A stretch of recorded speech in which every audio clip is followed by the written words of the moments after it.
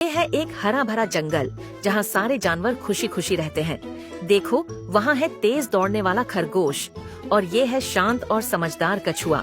आज कुछ मजेदार होने वाला है। खरगोश बोला, अरे कछुए भाई, तुम तो बहुत धीरे चलते हो। कछुआ हंसकर बोला, तो फिर चलो एक रेस हो जाए। सारे जानवर चौंक गए, बोले ये तो मजेदार होगा। टान टान रेस शुरू हुई। खरगोश बिजली की तरह दौड़ा, सब ताली बजा रहे थे। कछुआ धीरे धीरे लेकिन बिना रुके चलता रहा।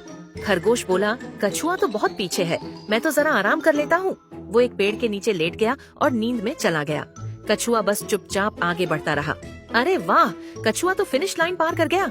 सब जानवर खुशी से चिल्लाए, कछुए भाई जीत गए।